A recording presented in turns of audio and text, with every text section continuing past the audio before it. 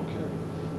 Jess, how about just saying your whole name so we can make sure we get everything right there? Jesse Antoine Morcel. Seriously? Seriously. Antoine. Antoine. Okay. And you are a physician? Correct. And what field of medicine do you practice? Well, I specialize in ear, nose, and throat conditions, tonsillitis, ear infections, you name it. Anything above the clavicle I have to do with. And you also are in the National Guard? Correct. How long have you been serving the National Guard? Since 1978 or 79. Jess, I wonder if I can take you back to the night that your father came home. Do you have an idea about what time of the night that was and what you were doing at the time? Well, I was asleep for one thing. I want to say it was very early hours. It was either very late in the evening or very early in the morning when he came back in. And I had awakened both myself and my mother. And why did he wake you both up? He had something he wanted to show us. This apparently was some debris or something he brought in from the field at that time, and I understand he was on his way to the air base to deliver this, but he felt that this was unusual enough that he wanted us to see it first before he delivered it to its proper destination. And what happened? What happened after he woke you up? Well, he was, as I recall, very excited, and again he said, "I want to show you something," and so I got my house coat on, as did my mother, and he had gone out to the car and brought back in some metallic debris. I believe it was in a box. I don't recall whether I walked outside with him or not, but he made it seem like the 1942 Buick we had was loaded with this stuff in the back seat and in the trunk area.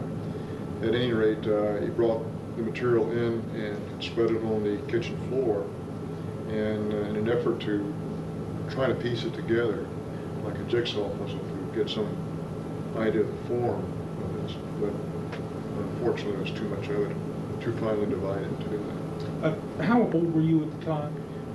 11. And when he spread all this material out on the floor, what was your impression about what this material was like? How would you describe it? Well, initially just looking at it, well, what's this all about? Sleepy. But then when you get down and looking at it, it was the unusual character of the debris, and I want to say that he said something like, "This is from a flying saucer," but I'm not sure that he said that, but the meaning was clear that this is something very special, and he wanted us to look at it. And what's your recollection about what the material looks like, felt like? Well, I could divide it into three major categories. I'm thinking back on it a few times. There was a lot of rather thick foil-like material, kind of not a shiny aluminum, but burnished or a slate gray type of aluminum metal. There was a black plastic type debris like bakelite, which was shattered. It was very brittle material.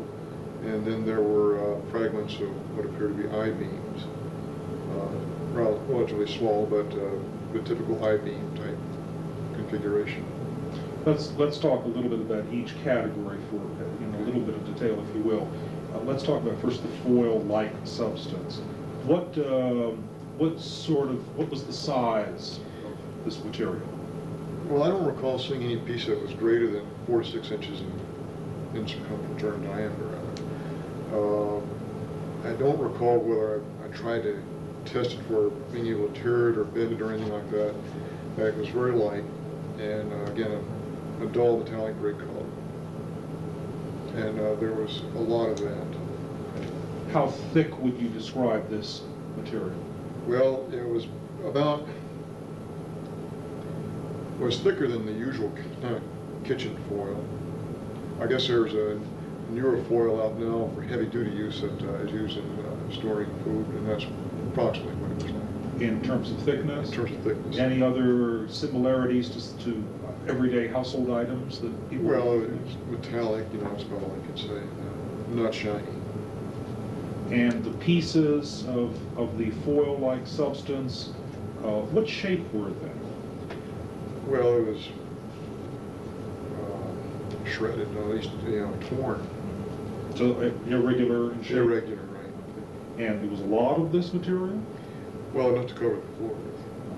Was this... And more, because there's a lot more left in the car. Okay, that's what I was going to ask. He didn't bring in all Oh, of it? no, that was only one portion he had in the car. Okay.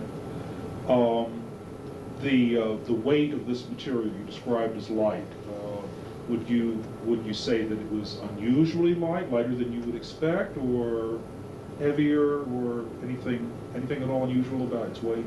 Well, feathers. Very, very light. Very light. In other words, you could take a piece and it wouldn't just fall to the floor, but it kind of drift down fairly slow like a feather almost. Yeah, that's very interesting. And did you actually see that? No, I did not, but this is what, I would have thought it would be like, if I would have done that. And I felt like it was light as a feather. Interesting. The what you described as almost plastic or bakelite-like material. Tell me a little more about that. Well, it was black, brown in color. Again, irregular pieces. About a 1/16 of an inch, maybe a little bit greater in thickness, and brittle. At least I suspect it was brittle because it was shattered like glass. I want to make sure I understand. You didn't actually see it shatter, No. but it appeared to have been shattered. Yeah, I didn't try to bend or test any of these things I saw. I just picked them up gently and handled them. Anything else unusual about the weight of this material? Plastic. I think it was very light also.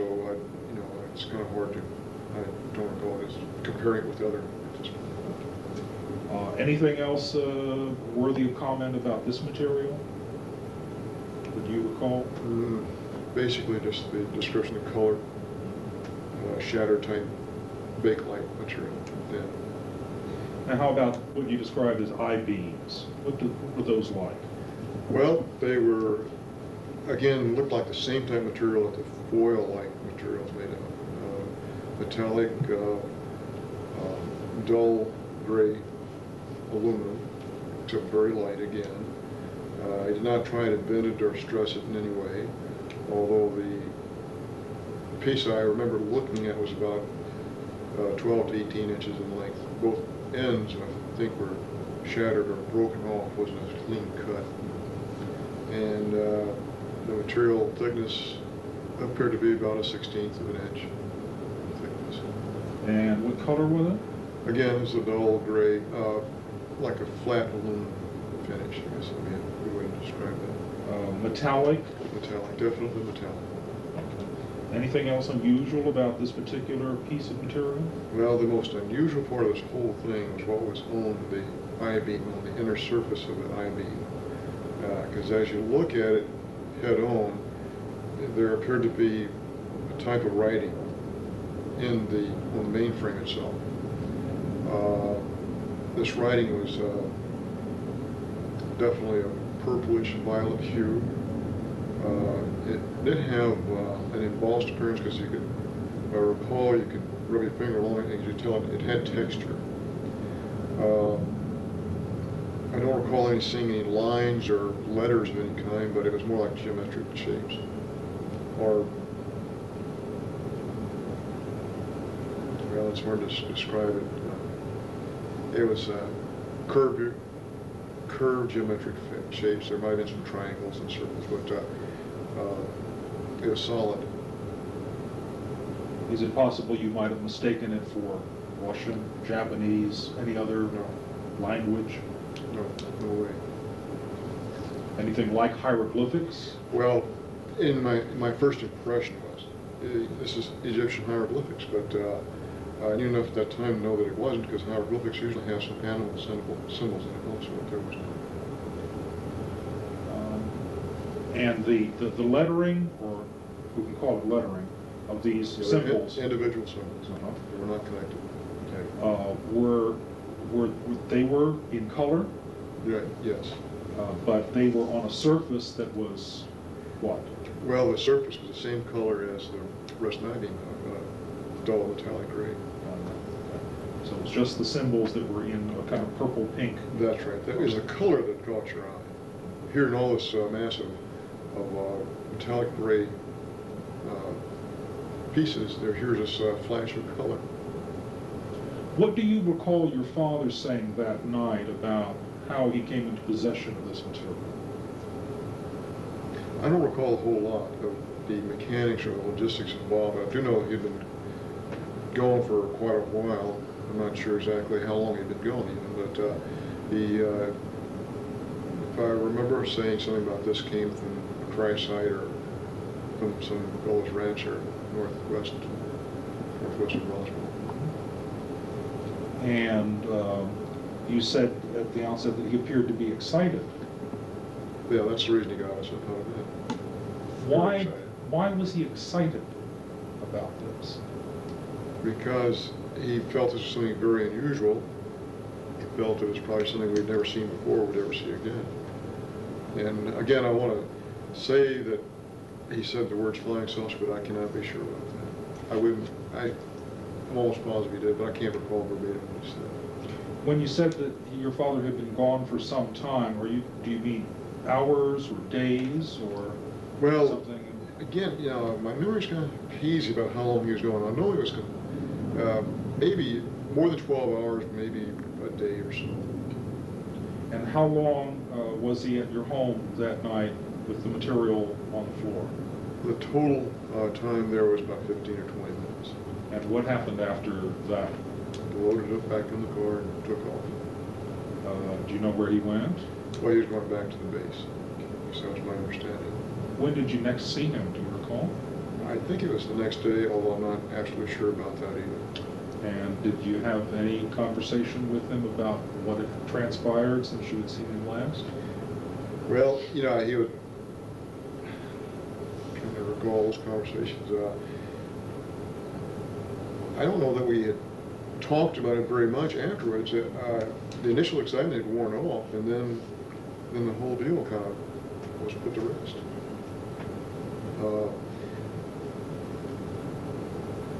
There's still a feeling that there's something very unusual about this. It was not,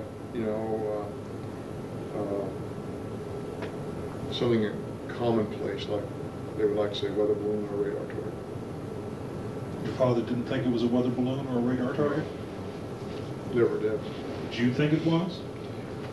Well, even at that young age, I had kind of an interest in electronics and weather and things like that. And I'd seen weather balloons, and I'd seen pictures of radar targets. That was not one of them. Was it like anything you'd ever seen before?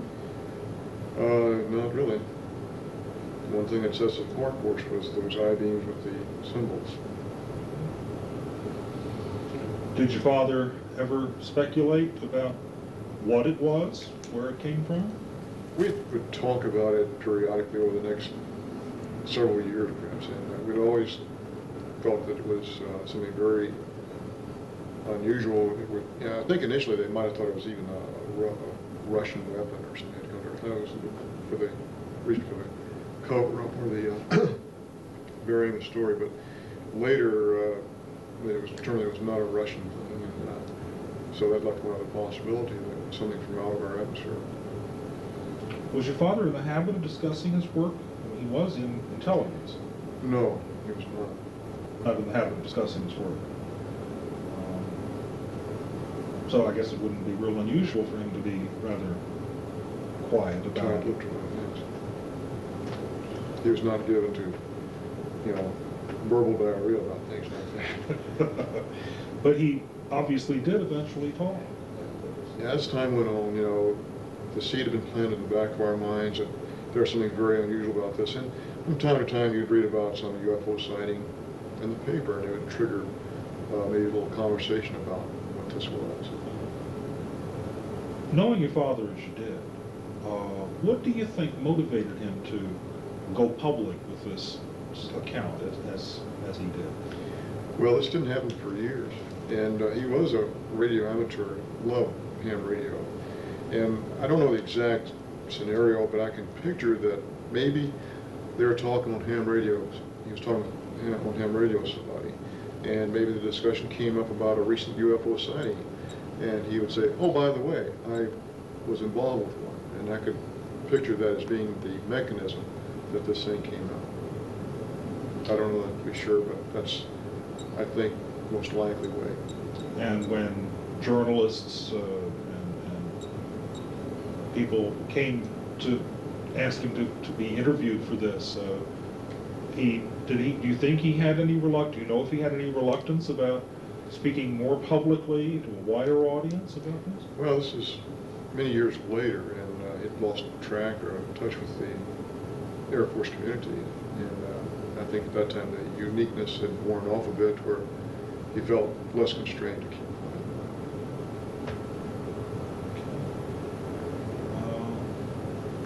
Kevin, I don't have any more questions. Anything that we failed to cover that's important?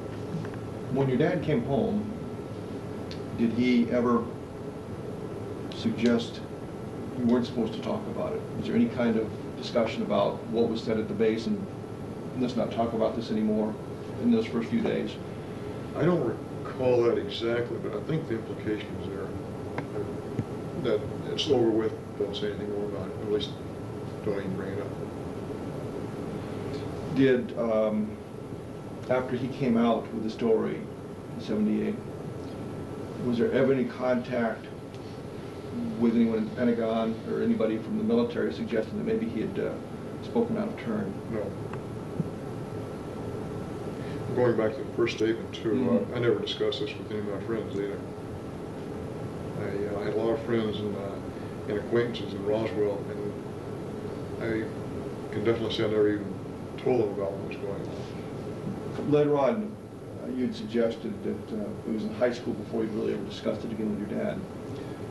Did you ever discuss it with any of your friends in high school when the stories would come out in the newspapers, or suggest to anybody, well, you know, these things are real? I don't recall ever saying anything about it. When you would see these stories in the newspapers, kind of what was your reaction to them? Did you kind of, I know something more about it, or?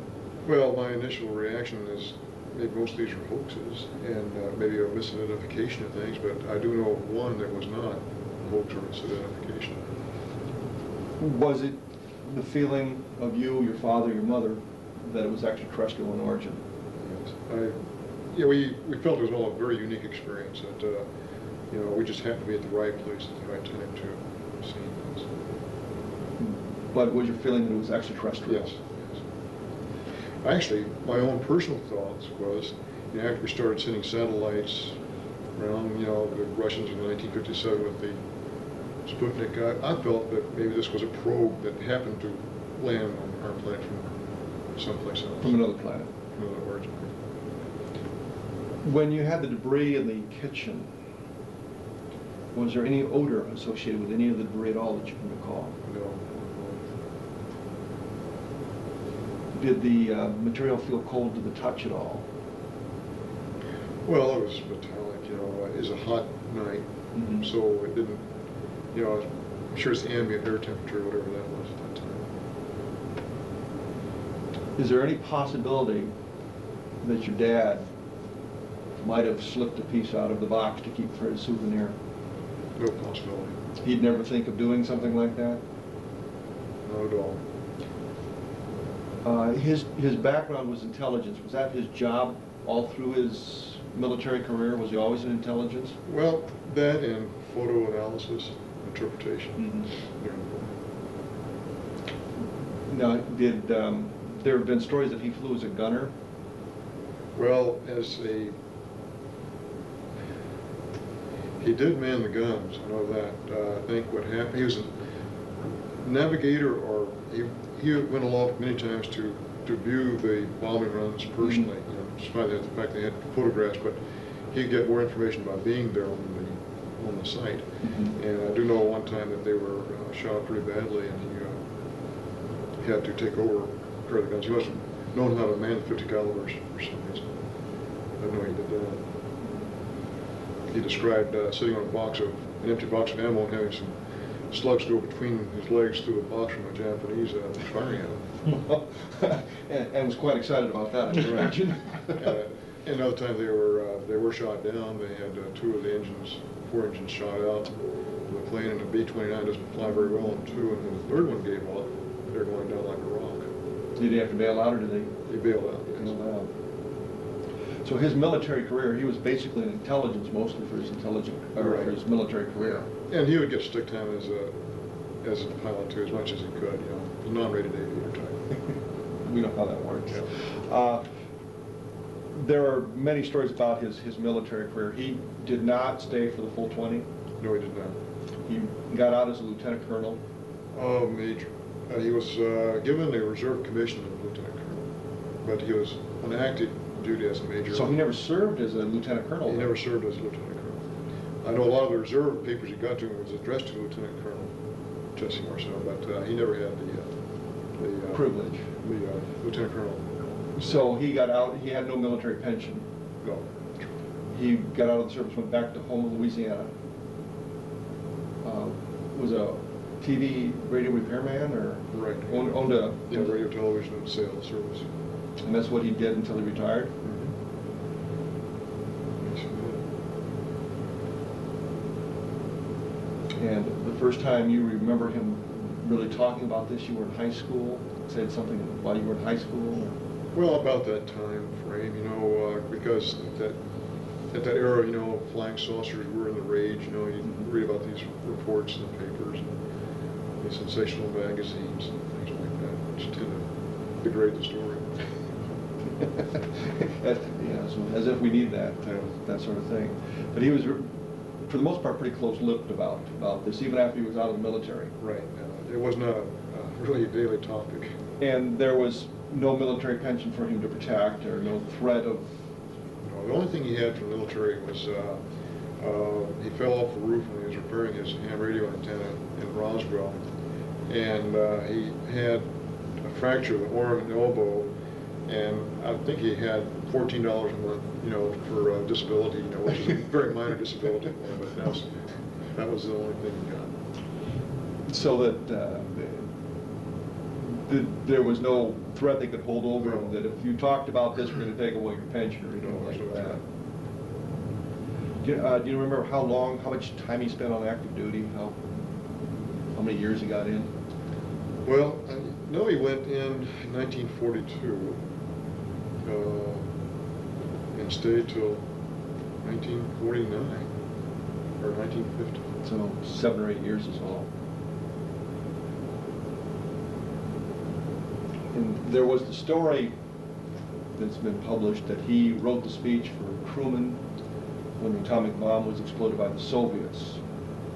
Any truth to that, or he provided the intelligence information for the president? I have a vague recollection of something of that nature, but I don't know that he wrote the speech. But I do know that he was in on preparing something, gathering information. As part of his intelligence function. Right, yeah, but that was not really a subject of conversation. Did you ever notice your dad, or did your dad ever break security other than this one time when he brought the material home? Although he really wasn't breaking security since it wasn't classified yet. But did your dad ever break security at all that you recall? One other time. And that would be when? I don't know whether one. I guess it's. I hate to bring that up, though. I don't know whether. Okay. But so, as far as you know, your dad really never broke security. Right. He never really talked to the neighbors. He never talked to friends about what he was learning with his job. No, it was all pretty close.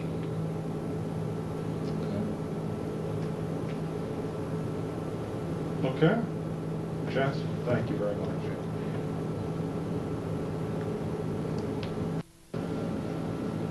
I'm just going to ask you some questions just to get you started. No. Okay. Vern, tell me about your relationship with Barney Barnett. How did you know Barney? I first met Mr. Barnett. I was with the 333rd Bomb Group in Dalhart, Texas. At that time, Mr. Barnett was living in Mascara, New Mexico. I met him in late 1943. I was on a bomb drive for the squadron commander out of Dalhart, Texas. So you both were in the service together? No, we were not in the service together. He was a civilian working with as a civil engineer at the state of New Mexico. And what kind of relationship did the two of you have? Well, Barney didn't have any children. He'd raised a niece. He sort of took me under his thumb And during the visits, he treated me just about like a son. So, pretty close relationship. Real close relationship. I understand around 1950 he told you a story about something that had happened sometime previous. Can you relate that story to us? Yes, Mr. Burnett told me that when he was coming back from one of his field trips, he'd run onto a flying saucer that had burst open, and there were 4 beings on the ground, and that he was surveying the site, and about that time an archaeological group from the University of Pennsylvania come on the site. There were about 4 or 5 people with this group. As they were just starting to look things over fairly closely, the military moved in and gave them a briefing to not say anything about it and to keep quiet, and that it was in the national interest that they get out of there. What was his feeling about what it was that he had experienced? He had no qualms about what it was. He said a vehicle from outer space without any question. The beings on there were not exactly like human beings. Similar, but not exactly. How did he describe them? He described them as being about 3.5 to 4 feet tall, very slim in stature, and with their heads were hairless, with no eyebrows, no eyelashes, no hair, and sort of a pear-shaped head with the top of the head being smaller, or larger, I mean. Any other characteristics about their appearance? Only one thing that he mentioned is the hands were not covered. They had 4 fingers. How were they dressed? They were dressed in some type of a tight-fitting suit. It looked like sort of a metallic, but not metal and not nylon.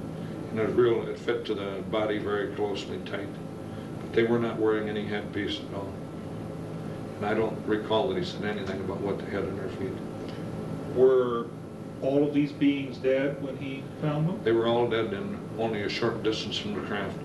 The craft had burst open, and he said that they hadn't seen anybody inside, but they really hadn't had a chance to look. These were all outside the craft and quite close to the craft, within not too many feet from the object. How did he describe the craft? Typical flying saucer.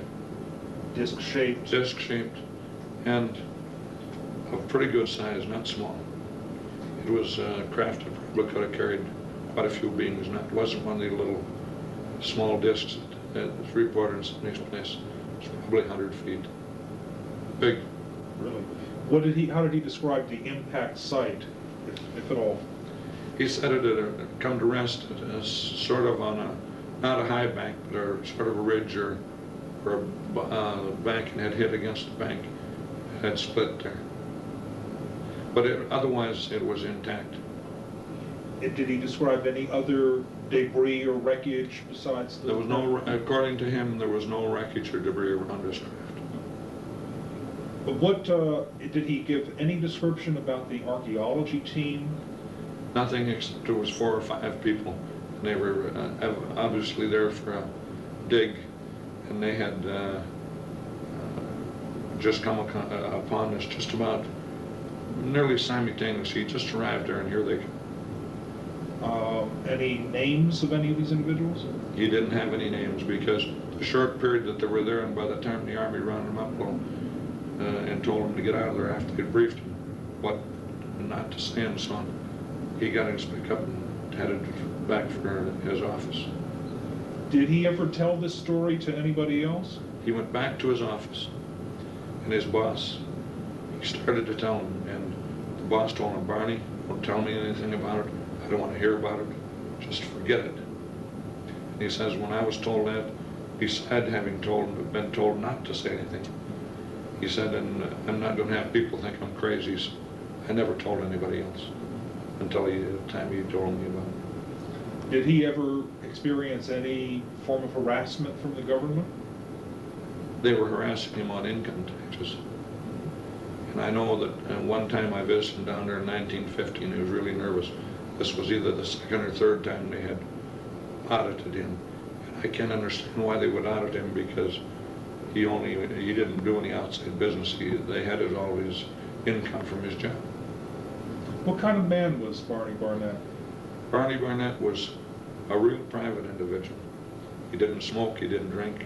His family and himself were very private. They associated with people, but not too much on a social basis. But he was very reliable, professional man, lived a lot in the outdoors, and knew the outdoors. Collected arrowheads, and he and I went on arrowhead hunts, had gone on pottery digs ourselves. He showed me how the rattlesnakes operate and how they struck and so on. So we had a lot of time together, because way out there in New Mexico, when you're driving around, there's miles and miles and miles, there's nothing. So we had a lot of time to talk. But in all the time I knew Barney, he never told me a story. I was never told any story of any kind about anything. So I believed anything that he would say was reliable. I could have had a lot more information, but I didn't pump him for information.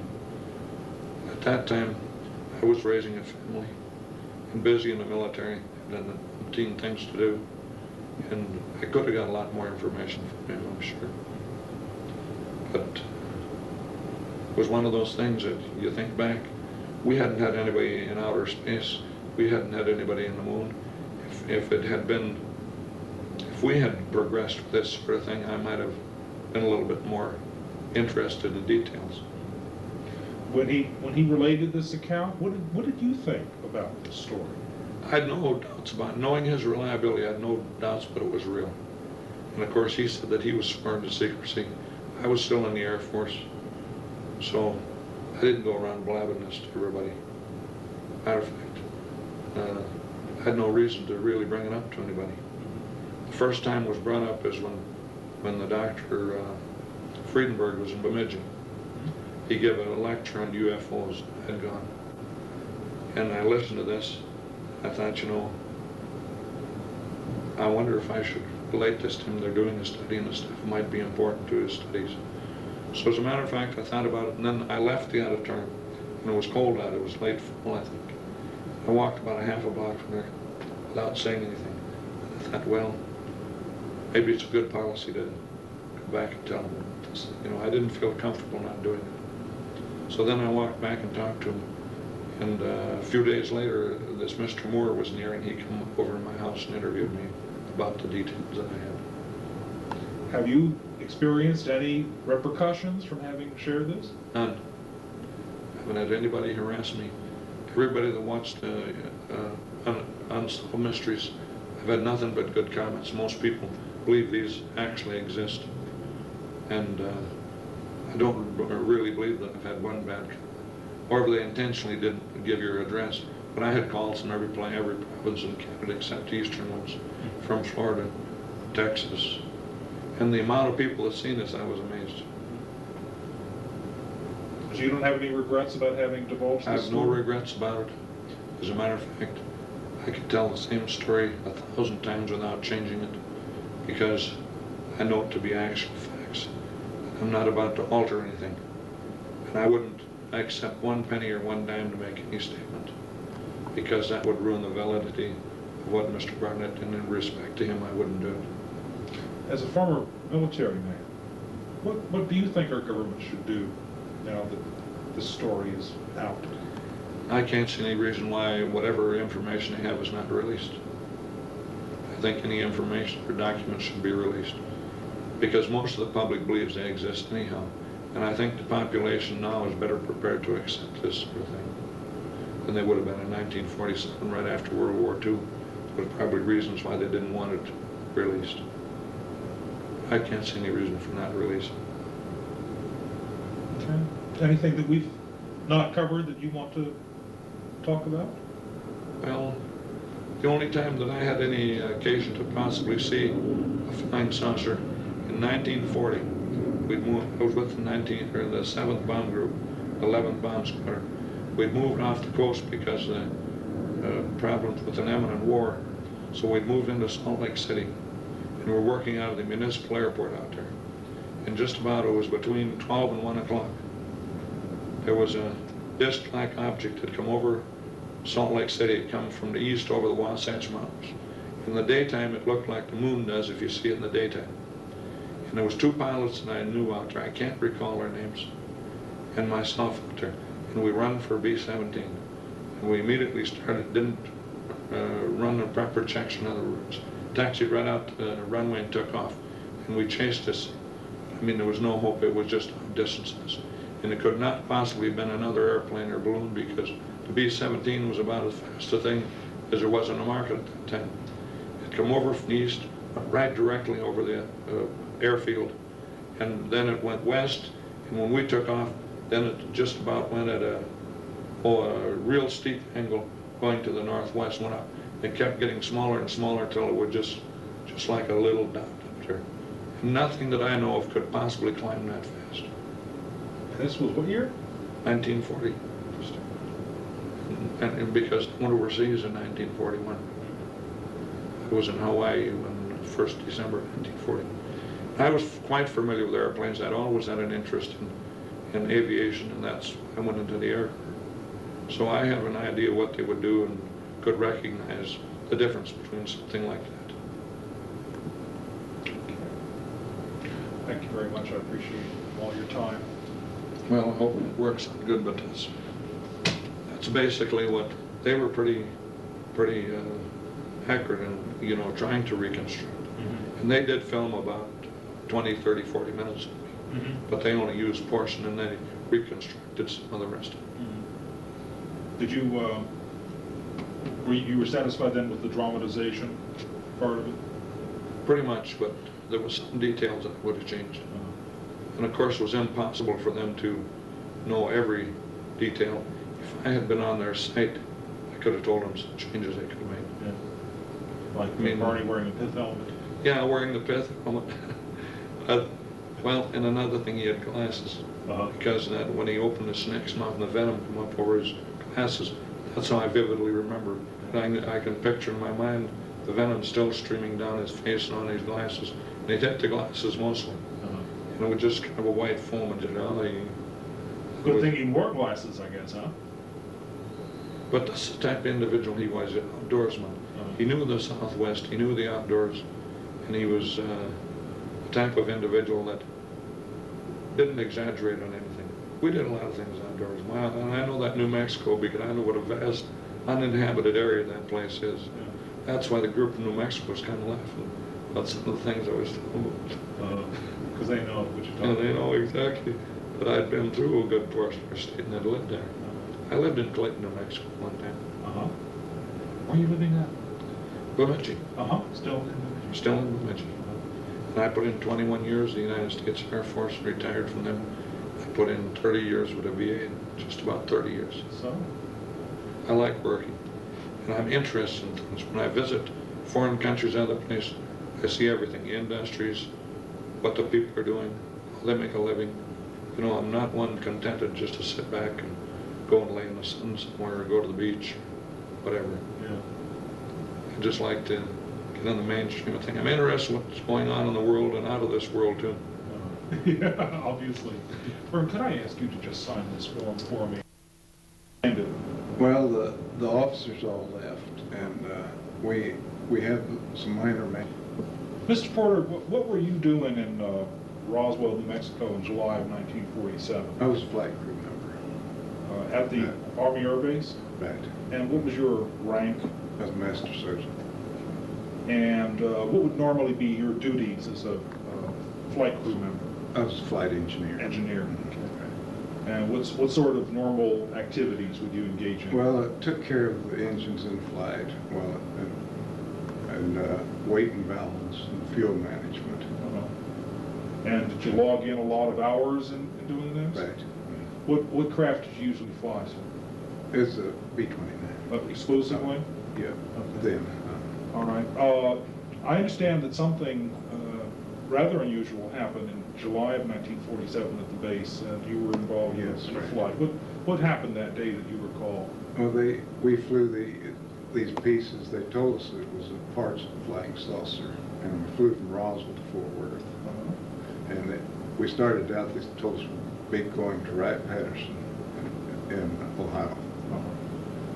And we got to Fort Worth, and they transferred them to B-25 and took them on to Wright-Patterson. And what did you do then? Then we returned to Roswell. Okay. Who do you recall was on board that B-29 when you left Roswell?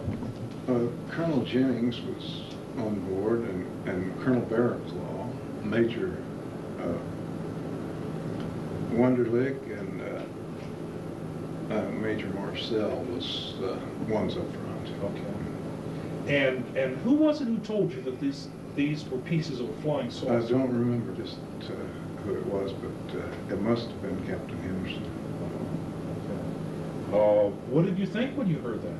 Well, it was first I'd heard of a bunch of flying saucers. So it didn't really mean a whole No, lot, it I didn't. guess. What was it that was actually loaded on board that you saw? Well, we had it's just packages in wrapping paper, and one of them was triangle shaped, about 2.5 feet across the bottom, and the rest were in smaller packages, about shoebox size. The triangle shape, is that an unusual kind of packaging? It seemed to be. Yes. And this was brown paper on the outside? Right, with tape. And did you actually load this stuff? Yes, right. What was your feeling when you... Well, just like picked up an empty package. Is that right? Right. Very light.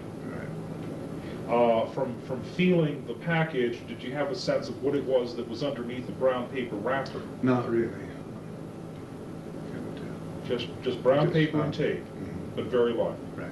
And approximately how much of this stuff did you bring onto the B-29? Well, it's the one triangle-shaped package and about 3 shoebox size packages. Oh, so it wasn't... It's not very much.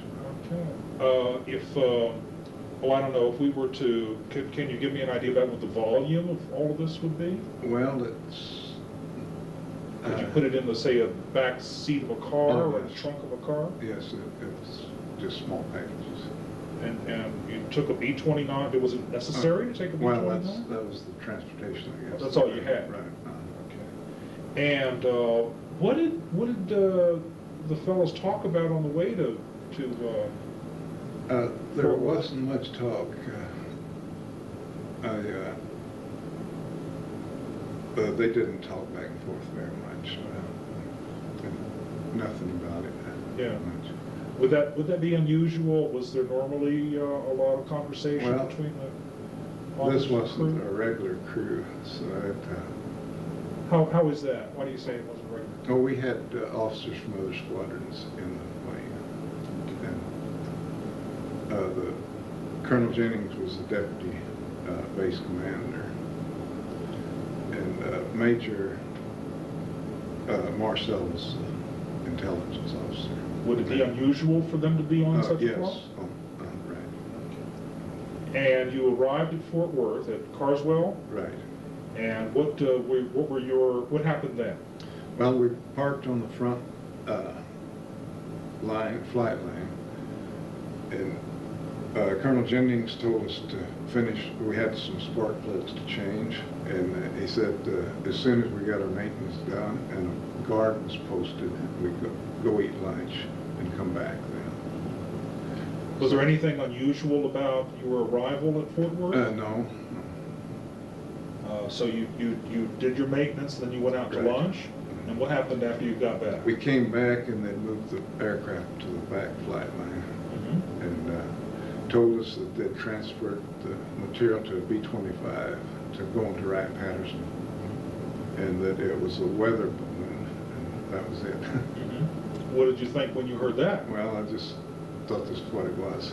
You accepted what you were Right. told. And then you flew back to Roswell? Right. Was there any conversation on the way back about No. this? How about after this episode? Was there any more? No, nothing. Was it something that just wasn't talked about, or did you feel that it shouldn't be talked about? Well, we just thought it was a weather balloon, and that was it. That was it. Okay. Did you have? When did you first share, or when were you asked about your involvement in this? In 1979,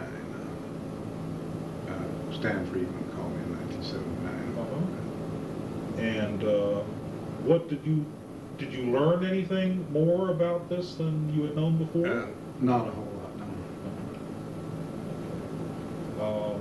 Does it surprise you to know that Jesse Marcel at least said that it was not a weather balloon? Well, not really. I never thought much about that. After all these years, what do you think it was? It wasn't a weather balloon. You're pretty sure of that? Right. Okay. That's because of what people say? Yes, right. You're out of the service Yes. for a while now, I guess. 27 years, I guess. Are you getting a pension? Yes. Have you gotten any kind of harassment or anything None at all. from having talked about this? No. Do you have any regrets about having talked about it? No. What do you think the government should do now about all this? Well, I think they should let the people know what's what on it. You'd like to know, I Mm. guess. Yes. So would we. Is there anything that we haven't talked about that you'd like to say, Mr. Porter? No. As long as we've got it all straight. Uh-huh. Okay. All right. Thank you very No, much. you're welcome. Mr. Porter, can I say a little bit about yourself? Where are you living now, and what's been your profession over the past few years? Well, at present, I and my wife reside in Southern California in a small community called Spring Valley. It's in the neighborhood of San Diego. I think for our purposes that's close enough. And I practiced as a dentist in that region from about 1952, after my release from active duty after following the Korean police action. I think that's correctly noted. Right. And I met Pappy Henderson in the early mid-60s. To the best of my recollection, it had been maybe 1962 or 63. How did you happen to meet him or know him? Well, I was introduced to him by a mutual friend. And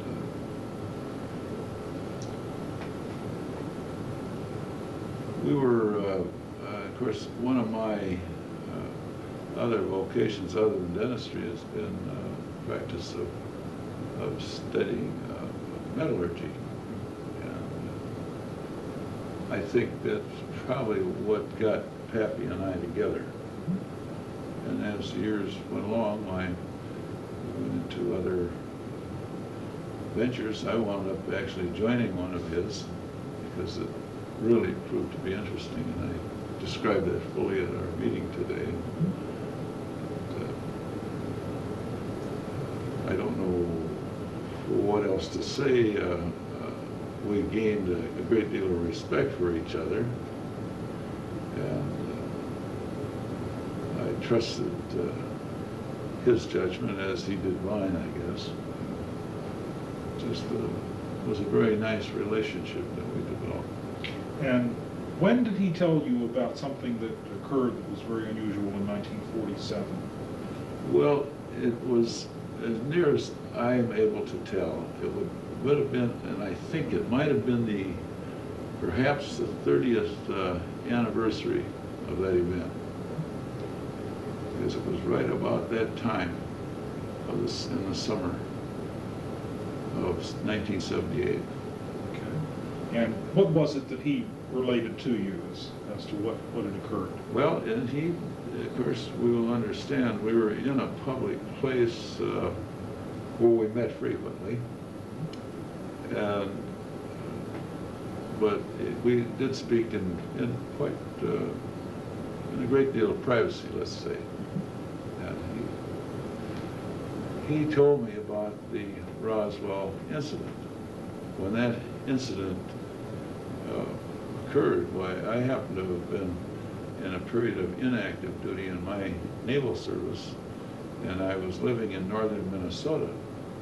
And I guess the wire service never reached me. I was actually unaware of the Roswell incident. It was casually mentioned in our newspapers, perhaps as late as a month later. Who knows? But northern Minnesotans weren't too worried about what happened in Mexico. So what did Captain Henderson tell you happened? But he said that he had an unusual job to perform while he's in his Air Force service, and that he transported wreckage and bodies of the alien people to Ohio. Uh-huh. It was that simple. And Jack was a man of few words, really. And in our habit, the way we dealt and talked with each other, we really didn't waste much time. We said it and that's it. There's nothing more to it. Did he describe any of the wreckage to you? Not really at that time. It was just a smashed pile of, I guess, space wreckage, spacecraft garbage, and I guess some of the passengers thereon suffered their death, of course. I really was more or less privileged to just be listening, so I refrained from asking a lot of questions. But he did say that these people were small, and that there were quite a number of them. He never described the actual number to me, but since I've, of course, been filled in somewhat, I'm still not sure that there were what they even claim now. There may have been a lot more. Did he describe their appearance any further than saying they were small? Not to me. I think he found the kind of distasteful. I was pretty well tuned into Jack's feelings, you know, and if something was bothering him, I'd be sort of aware of it very soon.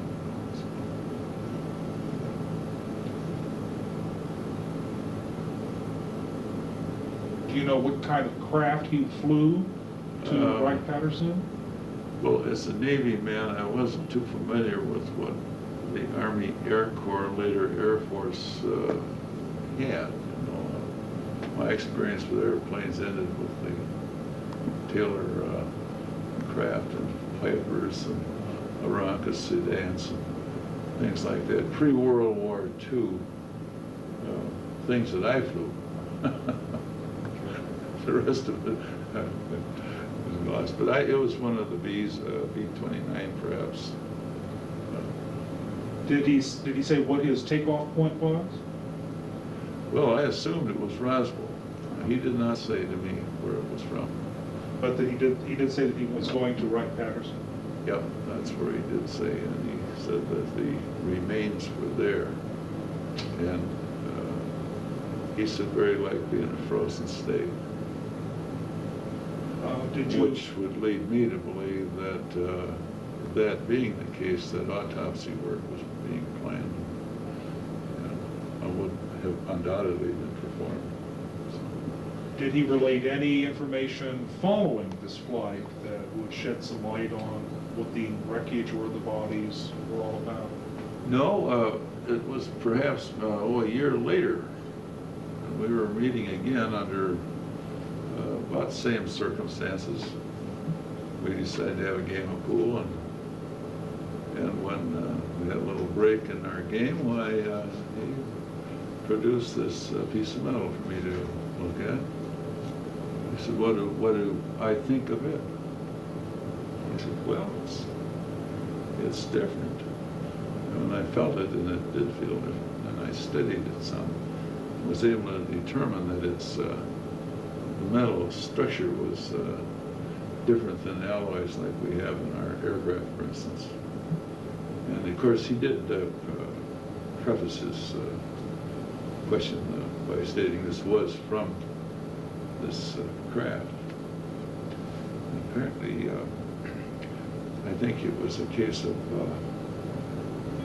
appropriation, they acquired this, you know, for future study perhaps. At any rate, I gave it a good thorough looking at and decided that it was an alloy that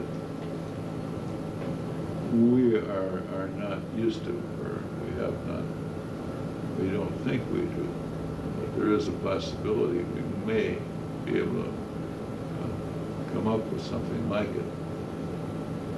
What do you It's a view very as this? big, roundabout statement. I understand. How about describing it for me? What did it look like, feel like? Well, it was a lustrous, a gray lustrous metal that resembled aluminum. It was lighter in weight and much stiffer. If you're familiar with aluminum alloys like ST-37, it's a very stiff, tough aluminum. Well, this was harder and stiffer than that. Could you bend it? No, not, and I didn't want to try. The edges were pretty sharp, and Jack didn't want to let it out of his personal ownership, you know. So I couldn't take it into my lab and do some testing on it, which I really would like to. Number one, I'd like to have found out what it would take to machine it. In other words, in machinist language, to mill it. That decision came on as a result of our having made an alloy similar to it, which up to this point no one's been able to scratch it, so to speak. But that's kind of beside the point. But I think this is one of the reasons that Jack showed me this piece, because our association had gone on quite a few years, and he trusted me, and I didn't tell anybody about it. I think this is my first discussion, or at the meeting as of this date. Publicly. So What did he do with this piece of metal? he put it in his pocket, and that's the last I've seen of it. It's probably in his personal effects somewhere. His wife states that there's many boxes of his things that she has gone through or opened or looked at. So could be that that piece is there, and I'd certainly recognize it if it were. My feeling was that the metal itself was not, it didn't have a crystal lattice structure like alloys that we make. That it was more of an amorphous form, and that the fractures of the edges were more like fractures rather than tears. As I recall, they had a conchoidal appearance, like plate glass or bottle glass, for instance, would have if you break it. Smooth, concave shapes with real sharp edges. What's significant about that, if anything? Well, it indicates that it's not crystalline, which may have a lot to do with its physical properties, perhaps in flight or resistance to heat, like entrance and exit. I know we're using non-metallic materials like steatite to coat our shuttles with, and so on, to absorb the heat. This apparently didn't need that. So, Would with your background, your knowledge of metallurgy, would you think that this was something that would have been easily manufactured using technology available at the time you saw this material? well, I don't think it'd been easy for us to do. No. I think we're looking at pretty high temperatures in smelting, for one thing. I think now perhaps it would be easier. They have refractories, for instance, have changed, like in furnaces or smelters. They're able to tolerate better temperature, higher temperatures. And well, then we have more, let's say, more sophisticated temperature control, things of that nature that would be needed to perfect an alloy like that. But I do think that the metal, and I think that should be used with quotation marks, metal is a salacious alloy. That's my own opinion. And what does that mean to the layman? Well, that it's a compound of silicon with whatever the main constituent metal itself would be. We found some in the United States, the atomic weight of which appears to be somewhere very close to iridium. And in fact, that causes a considerable problem in, for instance, the lab techs reading the plates because of the overlay of the lines, the spectral lines. And in fact, there's one material that was smelted and button made, which proved to be a similar alloy, but it's one we made ourselves. It weighed a lot more, though. It was heavier. What is your own belief about what this fragment was from? What did it represent? Well, I think it was one of the structural parts, not the thinner materials. I know that Jack himself, well, he stated to me, as far as the thin materials go, that was the lining of the crafts, and that when properly energized, it produced perfect illumination inside. That you had a total easy light with no shadows. But that's why I asked today this gentleman that I think it was Jesse, that had his hands on some of that thin material, if he had seen it in the dark. right. I guess he hadn't paid any attention to it. He's pretty young then anyway. So. Well, that would be kind of interesting to see if it could be energized or polarized, maybe, is all it would need to be. It's hard to say. It'd take a little, well, take a good old scientist, maybe one of our physicist friends who could tackle that and light the place up with a piece of that, you know. It's barely possible. So. What do you think this was from, though? I mean, what was this? What was I think this that thing that was recovered? You know, I think that metal, that thin material, was different. I didn't see any of it, but from what I've seen of the pictures and so on, I don't think that's the same metal. Is it your feeling that this was from an extraterrestrial spacecraft? Oh yes, well, there's no question in my mind about that.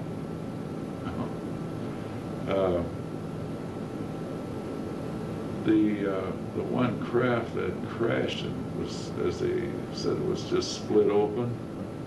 The color of it, the way it looked on that photo, is about the way that piece that I had to look at looked.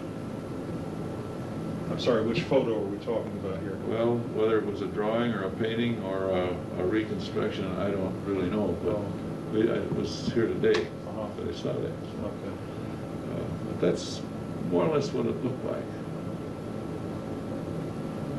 Slightly mistreated, maybe. You know, by temperatures. No doubt in your mind, though, that this was from outer space? I have no question but what it was from outer space. The bodies? Sure. no reason, we don't have a franchise on Universe. Yeah. If you're interested in my thinking on that matter, why, I don't think we have a franchise on being the only good guys and or bad guys either, for that matter, in the universe. Obviously, this was something that was considered to be highly secret. Pappy Henderson wouldn't have shared this with you Right. without a foundation of trust. Right. Well, he asked me to observe the protocol, to not mention it, which I didn't. I was kind of surprised to find that he'd taken a couple other people into his confidence. But, one of which was Bill, who's here today. Also, there is another one that we discovered. This is one of our naval helicopter pilots who's retired now and was aware of what Pappy had seen. But he was pretty choosy about who he talked to, I think. Did he express any feelings about the secrecy aspect, or why it was that he wanted to share this information with? Well, Jack had become ill with adenocarcinoma, and I would guess that he probably wanted to leave it. I think Bill Lounsbury expressed that notion. I think he wanted to leave it just in case he did die, which is worked out he did. But no, he had great hopes that he would be given a ride, and it would have occurred by now. It seemed like he had it sort of set up in some way. It's beyond my knowledge of his activity. But you know, you take the case at Switzerland event and the Palladian arrivals there. In fact, all the footage that was made of those spacecraft, and which incidentally I've seen some of the film on that, and it greatly resembles our Channel 13, if that's the right channel, in LA, that photograph, the two that flew over just it's either in Anaheim or Orange. They just came in and made a swooping in and out, and someone just happened to be taking some pictures and managed to photograph that in action, and the films proved to be genuine. And those looked, for all the world, exactly like the ones in Switzerland. Yeah, Pappy made a great effort to apprise me of what all that Swiss thing was about. In fact, he spent quite a bit of money on books for me and things of that nature, some of which involved some of our own military, where they were doing intensive study to verify the authenticity of these Swiss landings. And they, I think to a man on these panels, concluded that they were real. And all the school children over there, I've seen pictures and movies of those people. You can't have 38 kids all give you the same story, usually on anything. But on this one issue, boy, there was no question about it. Plus the description of the squadron commander in that case was a lady, and her squadron was 3, and she described her craft and allowed him to photograph. As far as this metal fragment's concerned, do you have any idea where it is now, today? No, I don't. I think if it's anywhere, it'd be in his personal effects. It was pretty traumatic when Jack died. At that time, the her daughter's mother-in-law was very ill, and so they just packed Sappho up out of her apartment, moved her to L.A. to help take care of this old lady. So, and I think, as Sappho said, if it's anywhere, it's in some of the old boxes they haven't even opened yet. So I'm going to look into that when I return. See if I can maybe convince her to go ahead. We'd very much like to know what the result of that is. Well, if I get it, it'll head right straight for my safety deposit box, and then I'll get on the telephone. And I won't tell them which bank it's in. They'll have to kidnap me. Well, thank you, Dr. Crumshaw. I Well, appreciate you're it. very welcome. I'm hopeful that I've strengthened your thinking in some ways. It's certainly been illuminating. Well, if I find that medal, I'll send it back here. And I should know, I think there was one gentleman, maybe I can recognize his name. Somebody on our board? Oh, David Schwartzman, I bet you. Yeah. He's a with the white shirt. geologist at Howard University. Yeah. Yeah. Okay, and I thought he'd be the one that, he seemed to be the most interested in that Oh, piece of metal, and also in the smelling techniques Yeah. that were developed to. I bet you know about that stuff. Yeah, well, he really got a kick out of when I told him about the misfiring, trying to cut that at Johns Hopkins University. Uh-huh. I mean Stanford University. Uh-huh. And one of our government facilities, I think, has a unit there that this button that was made went to for cutting an analysis. Well, they couldn't cut it. And they sent it back. There had a few scratches, and that's it. And they broke every metronome metal blade they had in that lab.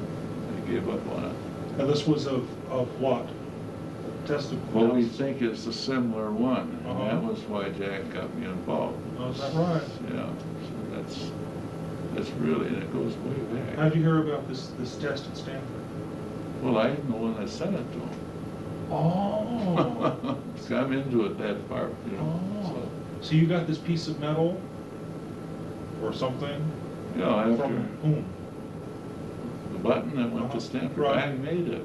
Oh, okay. This is a fabricated Yes. thing, not Right. something. Okay, I want to make sure I understand that. Right. Okay, Dr. Crumshaw, could I get you to sign that for me? Sure. You can read it first if you want.